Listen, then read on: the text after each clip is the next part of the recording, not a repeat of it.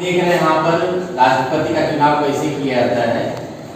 ये रहा राष्ट्रपति और यह रहा चुनाव। आज हम चर्चा करने जा रहे हैं कि भारतीय राष्ट्रपति का चुनाव कैसे किया जाता है, उसके लिए नियमावली क्या है। उसकी नियमावली है आनुपातिक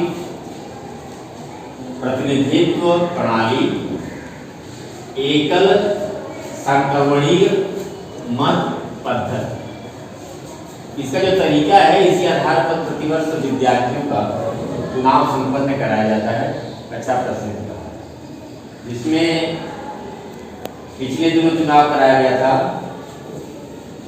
क्रम संख्या दी गई यहाँ पर, कितने प्रत्याशी हैं, 1 2 3 4 5 6 और 7। सबसे ऊपर क्रम संख्या, उसके बाद उम्मीदवार या प्रत्याशी, उसके बाद वरीयता।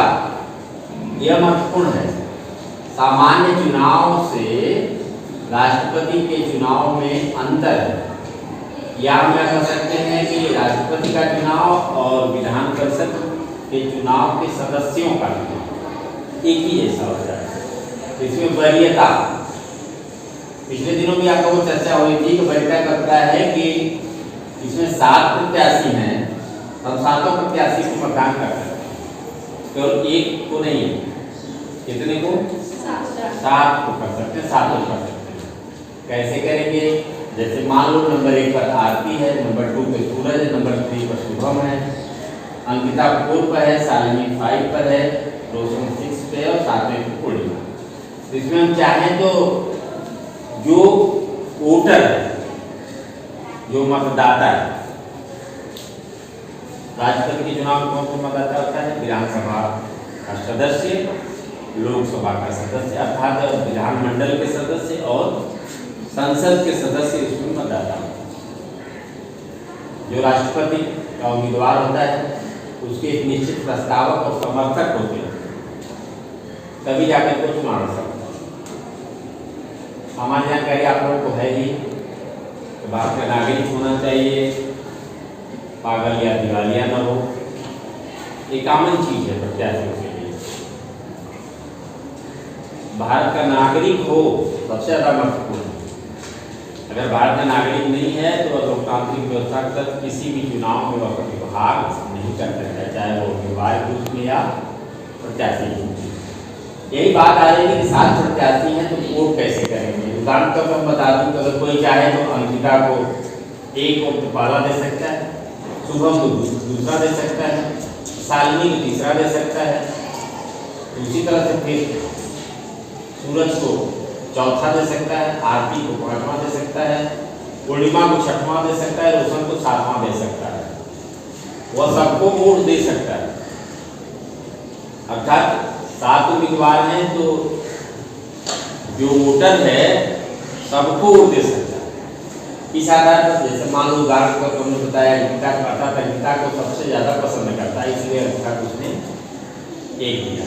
उससे कम जिसको पसंद करेगा उसको 2 देगा, और उससे भी कम जिसको पसंद करेगा उसको 3 देगा, उससे कम 4, उससे कम 5 और उससे कम 6 और उससे कम 7। अर्थात एक वोटर सभी प्रत्याशियों सभी उम्मीदवारों को वोट देगा। ठीक है, ऐसा नहीं तो लेको लेके खाली हो गया, सबको दे सकता है। हाँ, एक बात की सावधानी बरतनी पड़ेगी आपको, जैसे मान लो किसी प्रत्याशी को उसने 1 दिया है तो फिर दूसरे को 1 नहीं देगा। अगर किसी को उसने 1 दिया और दूसरे को भी 1 दे दिया तो वह मत क्या हो जाएगा? अवैध हो जाएगा। क्या हो जाएगा? अवैध। क्यों अवैध हो जाएगा? इसलिए अवैध हो जाएगा क्योंकि एक ही को 2 प्रत्याशी को दे दिया गया, इसलिए यह निर्णय नहीं किया जा सकता कि वो इसने इसको दिया। ठीक है, इस प्रकार से आपका 7 उम्मीदवार है या 7 प्रत्याशी है, 7 को दिया जा सकता है। बस क्रम उसमें ध्यान रखना पड़ेगा। सबसे अधिक जिसको पसंद करता है उसको 1 देगा, और 7 प्रत्याशी इन 7 में सबसे कम जिसको पसंद करता है 7 देगा। एक सामान्य सी बात है। अब आगे आते हैं, पिछले दिनों जो मतदान हुआ था उसमें कुल वोटरों की संख्या थी 64। अर्थात कक्षा प्रथम के चुनाव में कुल 64 विद्यार्थी मौजूद थे और इन 64 ने क्या किया, वोट दिया। ठीक है, उसके बाद अब गिनती हम लोग शुरू करेंगे। गिनती जब शुरू करेंगे तो उसमें हम लोग देखेंगे कि 64 में से सबसे पहले गिनती किसकी होती है। 64 वोट पड़ा था तो फिर 64 वोट है कि नहीं, पहली गिनती होती है। इस बात को समझो, एक ही साथ सभी गिनती नहीं होती। सबसे पहले गिनती होगी कि 64 लोगों ने मतदान किया तो 64 मत पेटी में है या नहीं। यह जैसे ही कंफर्म हो जाता है तो फिर दोबारा गिनती शुरू होगी। दोबारा गिनती शुरू होगी तो उसमें क्या देखा जाएगा कि 64 मतों में से कितने वोट अवैध हैं। इस बात का ध्यान रखिए, इसको कितना वोट मिला पहले गिनती नहीं शुरू होता। इस बात का ख्याल रखिए, आप पहले गिनती होती कुल वोट कितना था, है कि नहीं, और है उसमें अवैध कितना है। अभी हम लोग गिनती करेंगे उसमें देखेंगे कि अवैध वोट कितने हैं। बात समझ में आ रही है। अवैध वोट जो होगा उसमें फिर क्या करेंगे, 64 में से उस अवैध वोट को घटा देंगे। जब घटा देंगे तो जो बचेगा तो क्या हो जाएगा, वैध मत हो जाएगा। क्या हो जाएगा, वैध मत हो जाएगा।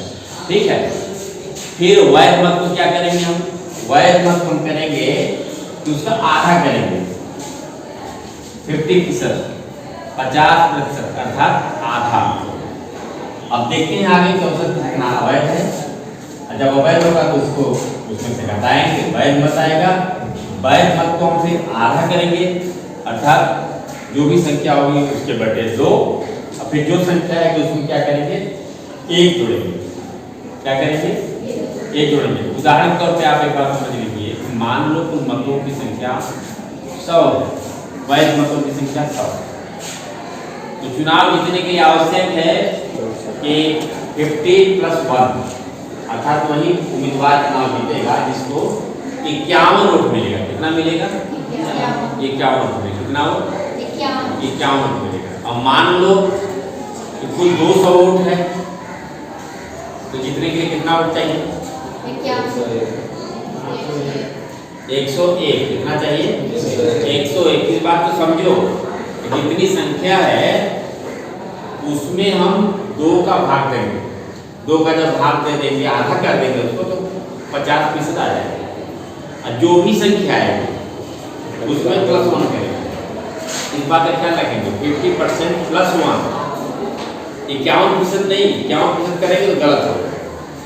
50% +1। मान लो अगर 1000 वोट है तो जीतने के लिए कितना आवश्यक होगा, 501। कितना, 501।